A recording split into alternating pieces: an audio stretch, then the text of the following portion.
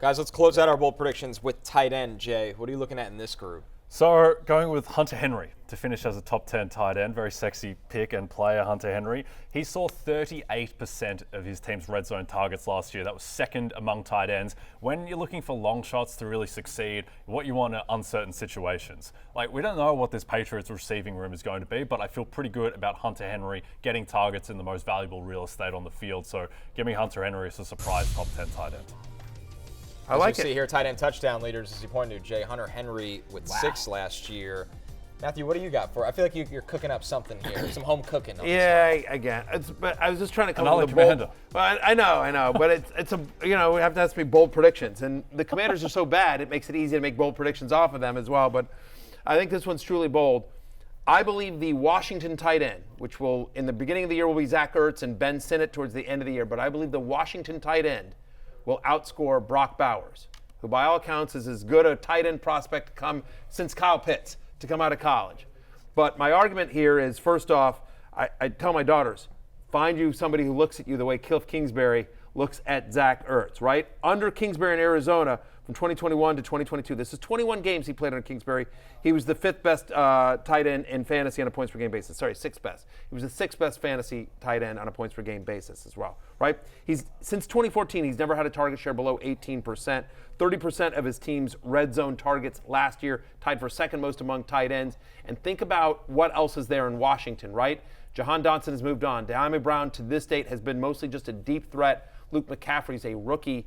Zach Ertz is going to be a lot more involved in this offense, and what I think will be a competent to above average passing offense under Jaden Daniels than people think. Meanwhile, Brock Bowers, who has phenomenal talent, but he goes to a situation where you've got questionable quarterback play in Minshew and or AOC. He'll start with Minshew, but if he struggles, he'll have a short leash. And then you also think about Devontae Adams, Jacoby Myers. You've got Michael Mayer there as well. There's a lot of mouths to feed on a team that wants to be run heavy.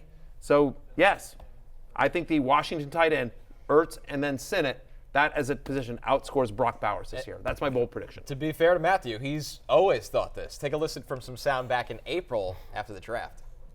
I have a crazy take for you, which I think, 48 hours ago would have been seen as insane, but I want everyone's reaction to this. I argue that fantasy-wise this year, among tight ends, Ben Sinnott has a better fantasy year than Brock Bowers. Hail the Commanders, hail victory. You're out of pocket with that comment. You're completely out of pocket. Wow. And that was before Zach Ertz joined the Commanders, so, now that he's there. But, yeah. Wow, how dare you speaketh like that about the Brocketh. Brock Bowers, I got him finishing as a top 8 fantasy tight end this season, Matthew. If you watch that one drive he played in the preseason, he played with the starters. Him and Michael Mayer both played every snap. The difference is Brock Bowers was at the X, the Y, the Z, the H back, full back, out wide, caught his first pass out wide on a slant for 16 yards.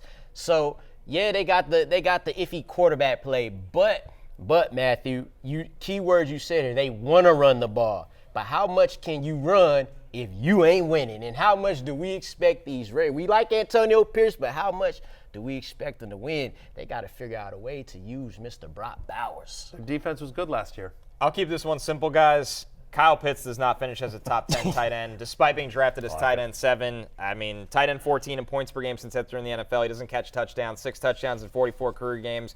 Kirk Cousins will make him better. He will not make him the fantasy gold that we desperately want him to be.